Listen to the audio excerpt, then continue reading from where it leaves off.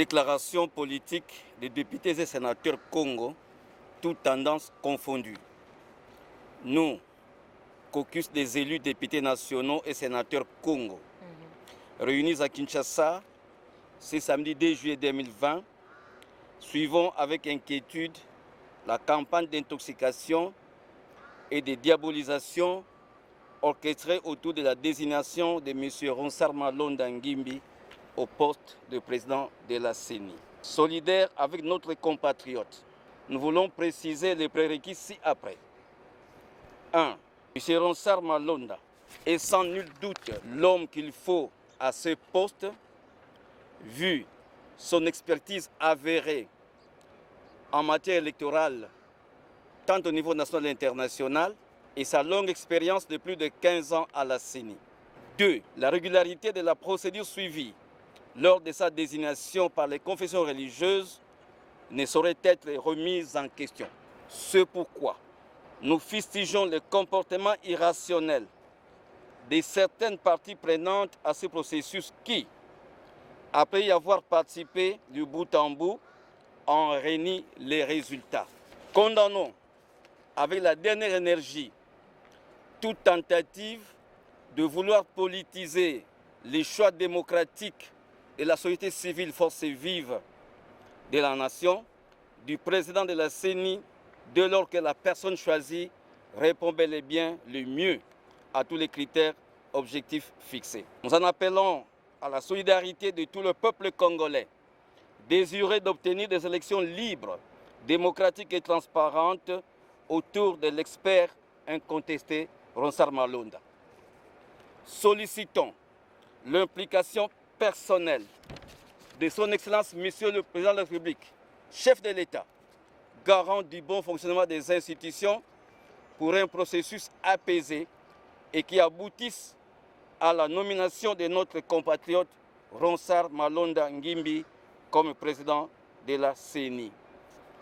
Fête à Kinshasa le 2 juillet 2020, tous les députés et sénateurs Congo, nous insistons, toutes tendances confondues. Nous sommes réunis députés nationaux et sénateurs élus du Congo central pour examiner deux points. Le premier point était par rapport au projet inscrit au budget 2020, ce qui sera financé par le programme sino-congolais.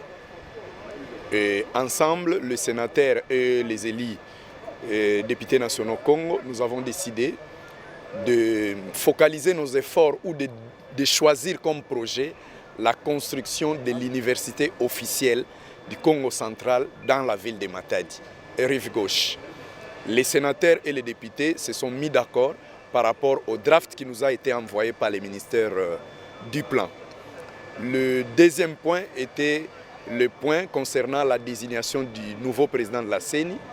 Les sénateurs et élus Congo, tous, toutes tendances confondues, ont choisi de soutenir notre frère qui a été désigné par la société civile dans ses branches confession religieuse en la personne de Ronsard Malonda. Et nous pensons qu'au jour d'aujourd'hui, nous avons pris quelques options. Nous démarrons par des déclarations de soutien et dénoncer la campagne de diabolisation sur sa personne alors que toute la procédure a été respectée. Et après, nous passerons sur des rencontres de différentes autorités. Nous commencerons par les chefs de l'État, les chefs de confession religieuse et nous irons jusqu'en Kamba rencontrer le chef spirituel kimbangiste car nous sommes étonnés, nous voulons comprendre, est-ce Église kimbangiste qui a sa base naturelle au Congo central, qui a été créée par Simon Kimbangu, peut aujourd'hui dire non à la promotion d'un fils compétent ressortissant du Congo central. Nous voulons aussi dire, nous allons mener des actions chez nous, telles que de marches de soutien et de déclarations des chefs de concessions religieuses qui soutiennent la candidature de Ronsard Malonda. La procédure a été respectés et que ce sont de mauvais perdants qui pensent à manipuler l'opinion publique alors que tout le monde sait. Même en suivant la vidéo des déclarations du porte-parole de la Senco, M. Labin Cholé, vous verrez lui-même dire qu'en compétence, il ne s'oppose pas. S'il ne s'oppose pas des compétences que Ronsard Malonda a, alors il s'oppose à quoi?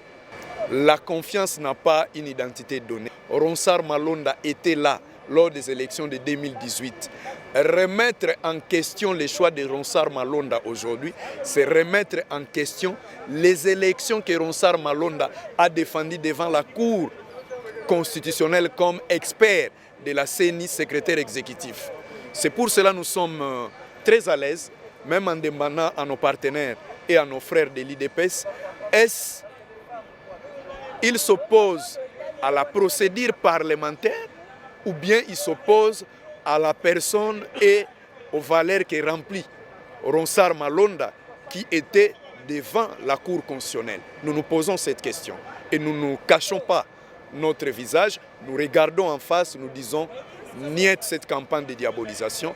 S'il y a des négociations politiques que les gens cherchent, ils n'ont qu'à les chercher d'une autre manière ou d'une autre façon, pas sur la personne ou la tête d'un citoyen congolais, d'un ressortissant de ma province compétent et prêt à faire son travail pour le bien-être de la population et de son pays. L'Assemblée nationale ne refuse pas les réformes, mais voulons-nous partir en réforme avec un bureau incomplet de l'Assemblée? Voulons-nous partir en réforme avec un président de la CENI sanctionné par l'Union européenne, sanctionné par les États-Unis d'Amérique? C'est ça aussi. Tout le monde sait que Kantitima et Nanga sont sanctionnés par des sanctions de l'Union européenne. Ronsard Malonda n'a jamais fait partie du bureau politique de la CENI, jamais de la plénière de la CENI. Nous voulons savoir d'où vient cette campagne de diabolisation.